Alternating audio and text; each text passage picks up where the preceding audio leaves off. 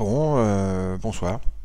Eh bien, j'ai pris un magnifique trade sur le crude là, lors de la session qui m'a rapporté 260 $. Vous voyez en haut là. Et puis je sais pas pourquoi mon logiciel de capture vidéo a enregistré le mauvais écran. Ça lui arrive des fois. Donc super, génial. Donc ben, comme il était quand même super beau, ça m'embête, hein. Je vais vous le montrer. Je vais vous le montrer en replay.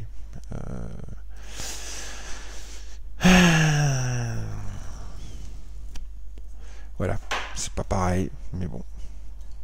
Ce sera donc plus qu'une vidéo assez spectaculaire avec l'adrénaline qui va avec d'un trade en live. Eh bien, ça sera un replay plutôt orienté éducation du fait d'un stop running. A tout de suite. Donc vous voyez, c'est sur le crude, hein, pendant la night session. Vous voyez que le crude a été toute la journée très bearish. Et à plusieurs reprises durant la journée, d'ailleurs, il a eu l'occasion de casser des zones à stop, ici,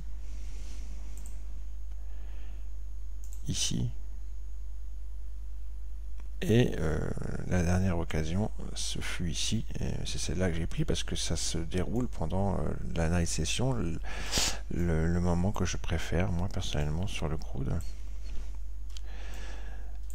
Donc c'est pour ça que c'est celle-là que j'ai prise, hein. On voit très bien ici cette zone où on a une belle réaction type zone d'atterrissage, comme je les appelle. Alors,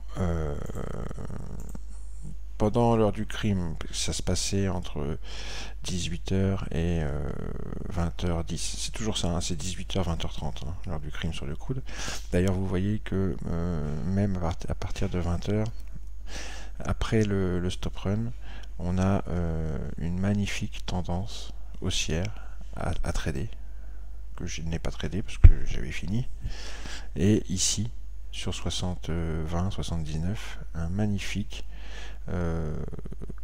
point d'entrée pour celui qui n'ose pas rentrer sur le stop run ici.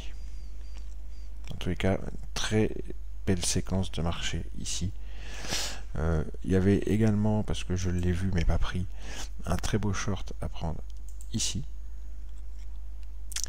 et un très beau long à prendre ici, qui donnait moins de ticks, mais bon, qui était pas mal quand même, juste avant le stop run. Mais ce mouvement là, cette dernière séquence là de 20h à 21h à 21h30 est magnifique. Mais ça c'est le crude, hein. Le crude le soir, de toute façon c'est superbe. Donc rentrons dans le vif du sujet. Voilà comment ça s'est passé.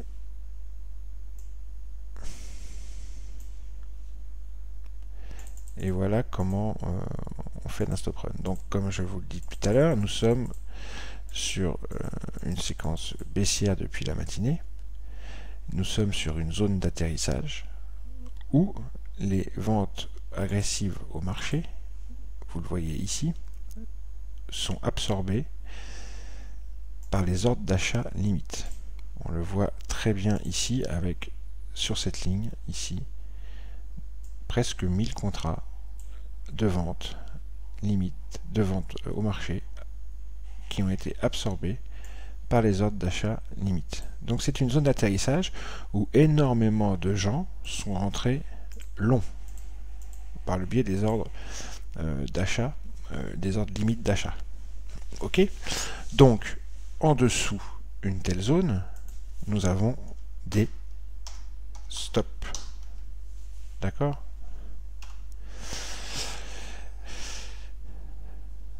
Donc ça se surveille.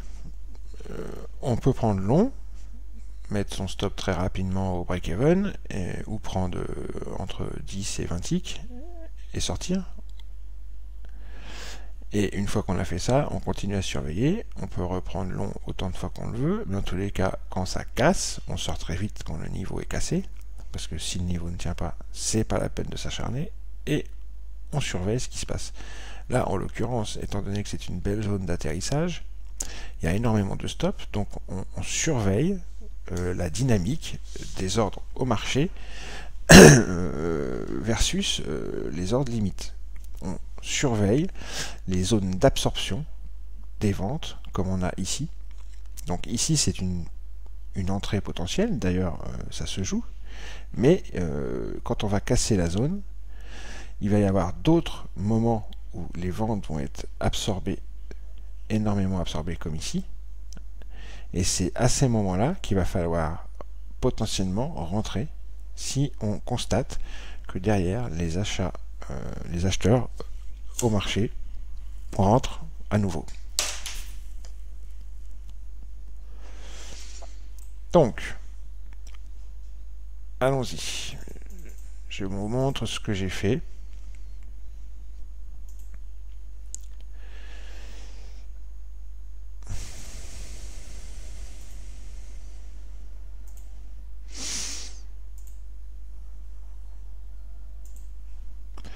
Donc on est sur la zone d'atterrissage où les ventes sont très agressives et sont absorbées.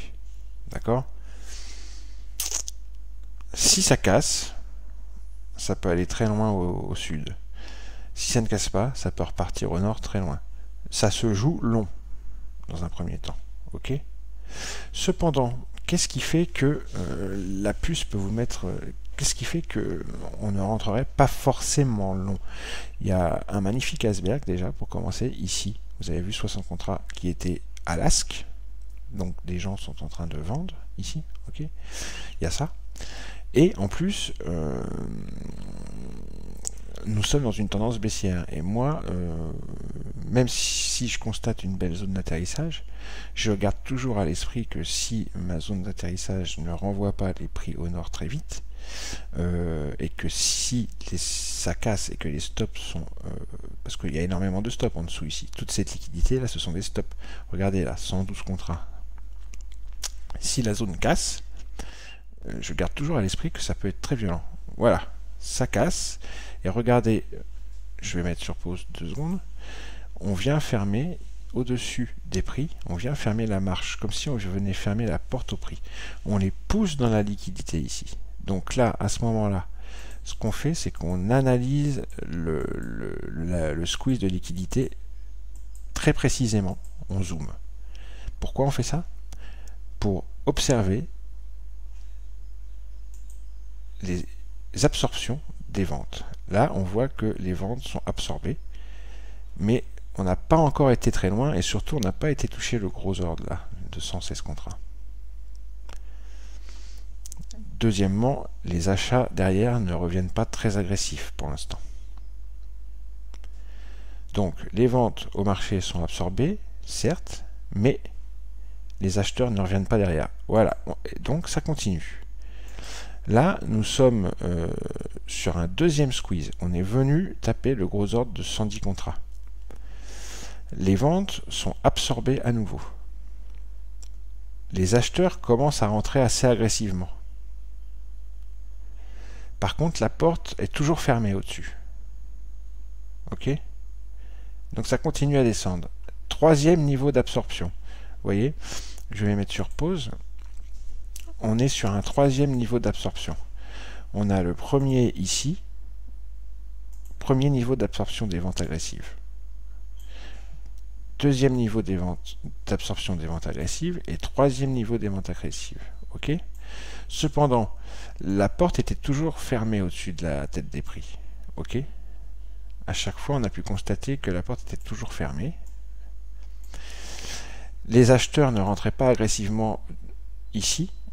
Cependant, là, ils commencent. Donc là, on commence à s'interroger sur la potentielle fin du stop running et l'entrée longue que l'on guette.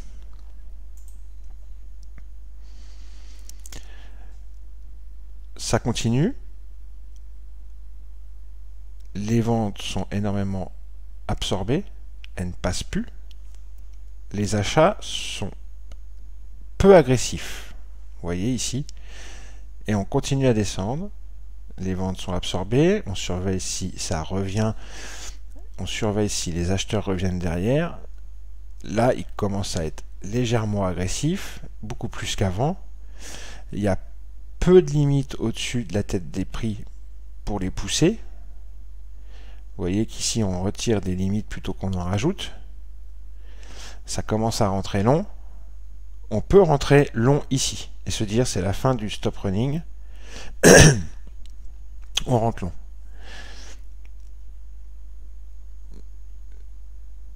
C'est une possibilité. On pouvait tout à fait rentrer long maintenant.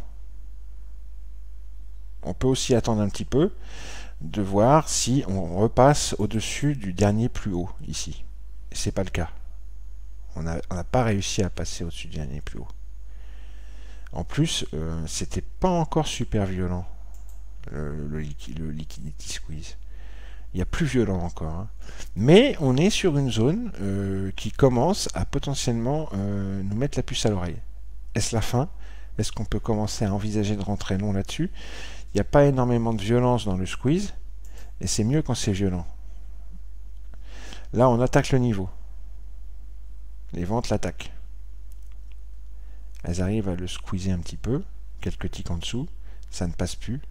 Là, ça ne passe pas. Et là, je vais mettre sur pause, parce que là par contre,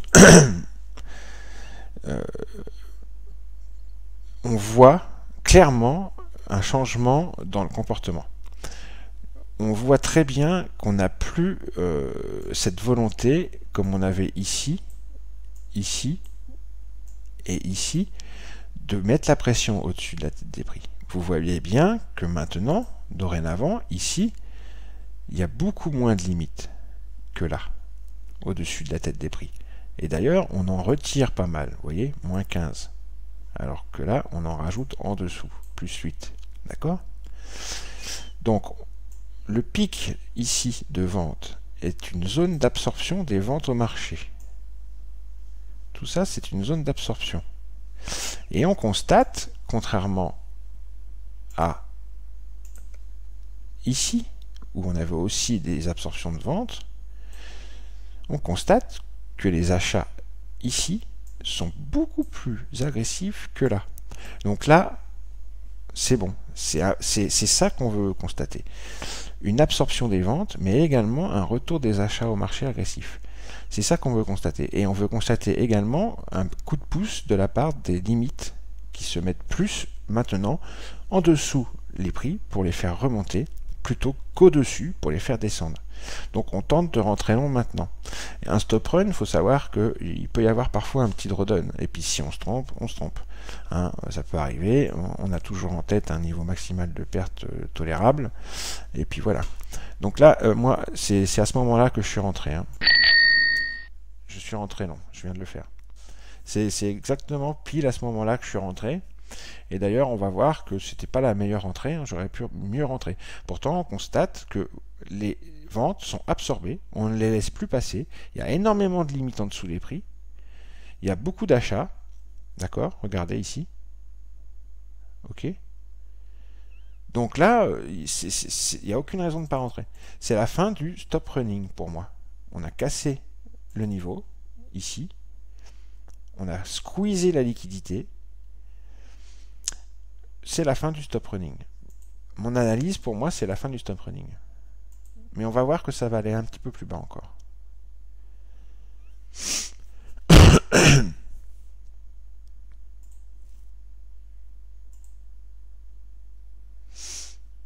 Mais on constate quand même, clairement, on est rassuré parce que c'est vraiment une belle zone, une très très belle zone d'absorption des ventes et de retour des acheteurs.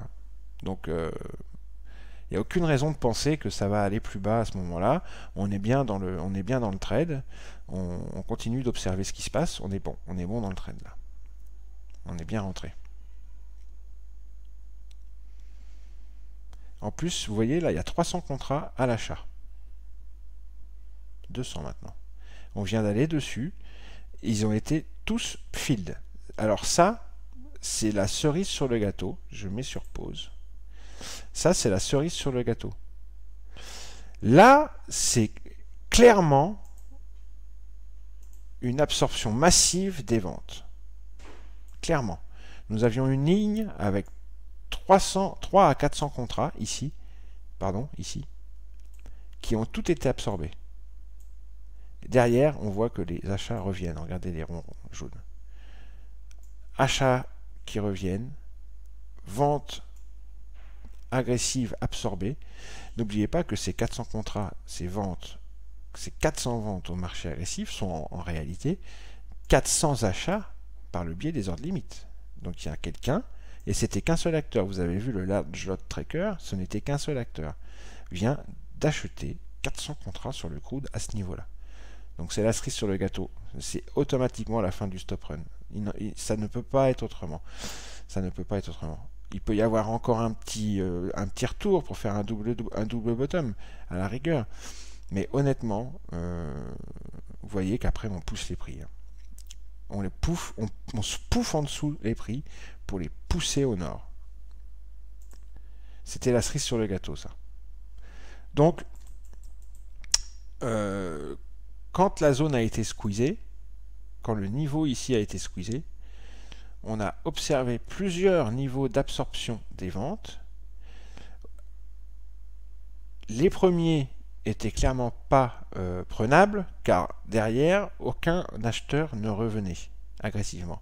Mais quand on a commencé à arriver dans cette zone-là, je vous ai montré qu'il y avait énormément d'absorption des ventes au marché, et que là, les acheteurs commençaient à revenir également sur l'autre versant.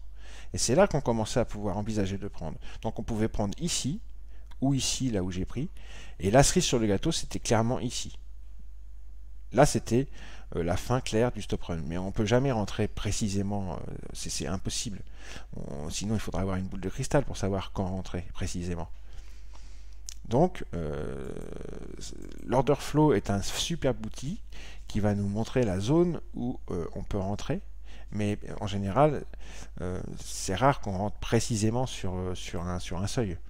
Parce que rien ne nous disait que les prix allaient descendre si bas. C'est pour ça que j'ai pris un peu plus haut, moi. C'était pas forcé que ça descende si bas. Hein. Donc on peut passer à côté du mouvement. Là, par exemple, le mouvement est magnifiquement bien parti. On voit que les prix sont soutenus. On est monté, on a retracé, ça a été soutenu ici. On est monté, ça a retracé, ça a été soutenu ici. On est en train de continuer à monter. Et boum, là moi je suis sorti à 260 $. J'avais mis ma target dans ces eaux-là. Je sais plus pourquoi j'avais mis ma target par là. Oui, bah j'avais mis au niveau du sommet qui est là. Je suis sorti ici vers 260 $. Alors qu'après, regardez comme ça continue. Hein. Ça continue très fort. Voilà le genre de mouvement encore que l'on peut avoir sur le crude. Alors, le soir. Regardez les 60.20. Retracement, spoofing sous les prix. Retracement sur les 60, 20, 23, spoofing sous les prix. On peut rentrer une seconde fois ici. Très clairement. C'est très clair dans Bookmap. Regardez cette belle absorption des ventes massives. Regardez ces icebergs au bid. C'est une zone dans un mouvement haussier. C'est un retracement avec des icebergs au bid, une absorption des ventes au marché.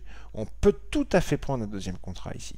Et on va voir qu'après, je vais accélérer un peu, après avoir pris son deuxième contrat sur ce niveau-là, ça va continuer à monter.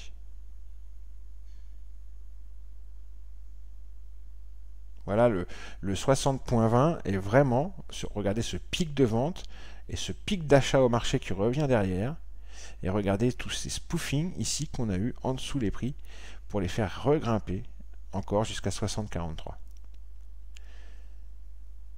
Vous avez vu? Donc il y avait encore une possibilité de prendre ce mouvement ici de plus de 20 ticks. D'accord? Et si mes souvenirs sont bons, on vient de revenir exactement sur la même zone, la zone des 60.20. On reconstate à nouveau une absorption des ventes avec des icebergs au bid. On reconstate du spoofing sous les prix et regardez, ça continue encore à monter derrière. On peut le reprendre encore une fois. Mais moi, j'avais arrêté de trader à ce moment-là. Et on fait encore 10-15 ticks. D'ailleurs, je vais vous le montrer sur le graphique en chandelier, ça va être plus simple, regardez.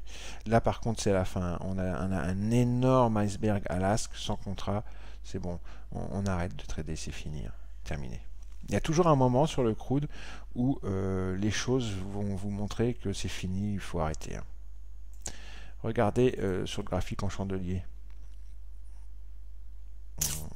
qui est ici. Regardez sur le graphique en chandelier, on a été jusqu'à 60,55. Et la deuxième entrée, sur 60.20, elle était ici. Donc on pouvait prendre un magnifique second trade ici, sur cette zone. Et on sortait au moment où on voyait, comme je viens de vous le dire, vers 20h35, où on voyait que ça commençait à être vraiment chaud. Donc c'était encore 26 ticks à prendre. Encore. Moi, je suis rentré ici. Donc, comme je vous l'ai expliqué, vers 59,89. Et je suis sorti à peu près dans ces eaux-là, si mes souvenirs sont bons, un petit peu plus haut, ici. J'ai fait 26 ticks aussi.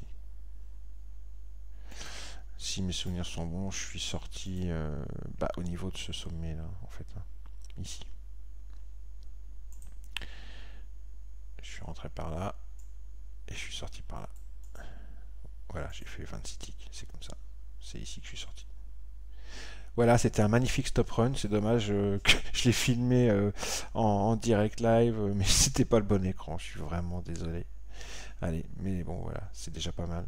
Ça permet de montrer comment on raisonne et comment on prend ce genre de setup. Mais là, vous voyez encore une fois sur le crude, c'est très propre. Très propre. Il y a de très très beaux trades à faire pendant cette night session du crude, comme d'habitude. C'est pour ça que je ne cesse pas d'en parler, parce que cette session 18h, 20h30 sur le crude, c'est une session formidable. Formidable, formidable, formidable. Je vous encourage vivement à vous entraîner à la trader et à vous lancer en réel dès que vous vous sentez prêt, parce que c'est une tranche horaire sur le crude où vous faites de magnifiques trades. Ciao!